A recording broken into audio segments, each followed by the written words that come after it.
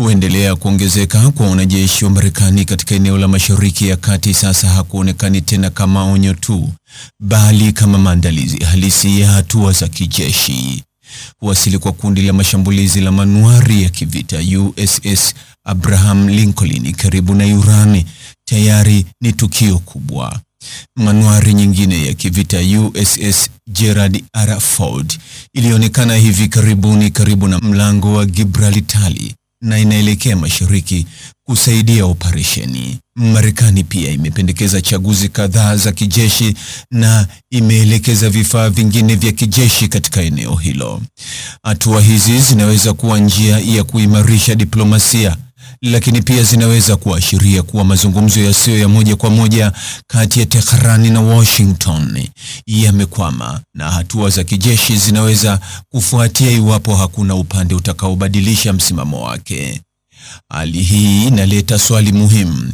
Kwa nini viongozi wa Iran angalau hadharani wanaonekana kupinga jeshi lenye nguvu zaidi duniani pamoja na mshirika wake mkuu katika Mashariki ya Kati? Jibu linapatikana katika masharti ambayo Washington imeweka kwa ajili ya mazungumzo.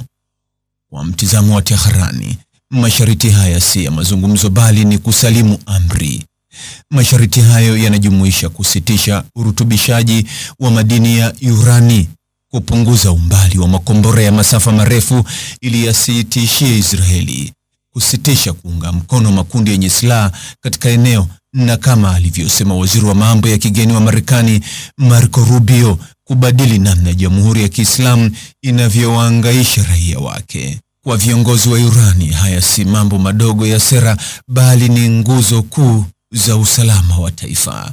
Kwa miaka mingi, bila washirika wakubwa wa kimataifa, Irani imejenga kile inachokiita Axis of Resistance, mtandao wa makundi yenye silaha washirika wake ulioundwa kuzuia migogoro kufika mipakani mwa Irani na kuongeza shinikizo dhidi ya Israeli. Mpango wa makombora ya masafa marefu wa Irani umechukua nafasi ya jeshi lake la anga lililozeeka na umekuwa njia ya kujilinda kutokana na ukosefu wa teknolojia ya kisasa ya kijeshi. Mpango wa nyuklia, ingawa unasema kuwa ni wa amani, unaonekana na wengi kama njia ya kujikinga dhidi ya vitisho. Hata kama hautengenezi silaha za nyuklia, uwezo wa kurutubisha urani unaipa Irani uwezo wa msingi wa kutengeneza silaha hizo haraka endapo itaamua kufanya hivyo. Uwezo huu unaweza kutumika kama kadi ya shinikizo katika mazungumzo. Kwa mtizamo wa Tehran, kuondoa mambo haya kutaharibu kabisa msingi wa usalama wake. Kwa mtizamo wa kiongozi mkuu wa Irani Ayatollah Ali Khamenei, kukubali masharti hayo kunaweza kuwa hatari zaidi kuliko vita vya muda mfupi na Marekani chini ya uongozi wa Donald Trump. Vita, ingawa vina gharama kubwa, vinaweza kudhibitiwa bila kupoteza uwezo wote wa kimkakati. Lakini hatari zilizomo katika sehemu hii ni kubwa, na sio kwa Irani tu. Shambulio lolote la Marekani linaweza kuwalenga viongozi wakuu wa Irani mapema. Ikiwa Khamenei angeuawa, si tu kwamba utawala wake wa zaidi ya miaka 30 ungeisha, bali pia mpito wa uongozi ungeweza kuvurugika katika wakati nyeti. Mashambulizi dhidi ya kikosi cha walinzi wa mapinduzi ya Kiislamu IRGC na vyombo vingine vya usalama vinaweza kudhoofisha mfumo wa serikali, hasa baada ya kurejesha udhibiti kufuatia ukandamizaji mkali wa maandamano ya hivi karibuni. Wananchi wengi wameonyesha hasira kutokana na hali ngumu ya maisha. Kushambuliwa kwa ghafla kwa serikali kunaweza kubadilisha usawa wa ndani kwa njia zisizotarajiwa. Tehran inaweza kudhani kuwa Marekani itazingatia tu kudhoofisha mipango yake ya nyuklia na makombora. Kutokupiga hesabu vizuri kuhusu malengo, muda au matokeo ya kisiasa kunaweza kupanua mzozo haraka. Shinikizo la kiuchumi linafanya hali kuwa hatari zaidi. Uchumi wa Irani, ambao tayari umeathiriwa na vikwazo, mfumuko wa bei na kushuka kwa uwezo wa kununua, utapambana na mshtuko zaidi. Matatizo ya usafirishaji wa mafuta nje au miundombinu iliyoharibiwa itaongeza hasira ya umma ambayo imezuiwa lakini haijatatuliwa. Katika hali hii, maandamano hayo yana malengo kadhaa na yanaonyesha azma kwa ulimwengu wa nje na nguvu kwa watu wa ndani ya Irani, lakini yanafanya mapatano kuwa magumu zaidi.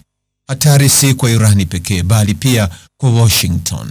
Kwenye karatasi, jeshi la Marekani linaweza kufanikisha malengo ya rais wake ikiwa mvutano utaongezeka.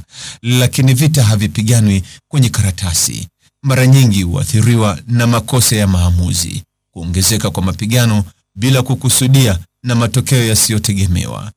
Migogoro ya hivi karibuni ikiwemo mapambano ya siku 12 na Israeli imeonyesha udhaifu katika mifumo ya kijeshi ya Irani, lakini pia imeipa uzoefu wa namna ya kujifunza na kujirekebisha. Vita vikubwa zaidi vinaweza kuleta matokeo yasiyotarajiwa kwa pande zote. Serikali dhaifu Teherani haimaanishi moja kwa moja utulivu au manufaa kwa nchi za Magharibi. Badala yake, pengo la madaraka linaweza kuibua makundi mapya yenye misimamo mikali na kufanya eneo hilo kuwa hatari zaidi. Ayatollah Ali Khamenei ana chaguo chache. Kukubali masharti ya Washington kunaweza kudhoofisha mkakati wa ulinzi wa Irani. Kuyakataa kunaongeza hatari ya mgogoro wa ndani katika taifa ambalo tayari ni dhaifu kiuchumi na kisiasa. Kati ya kile wanachokiona kama chaguo baya zaidi ni kusalimu amri kimkakati na bora kati ya mabaya, Teherani inaonekana angalau hadharani kuegemea upande wa pili. Mtazamaji, ni yapi maoni yako kuhusiana na taarifa hii? Andika maoni yako katika sehemu ya ujumbe hapo chini. Like na subscribe pia ili uwe wa kwanza kupata habari wa chungu tele.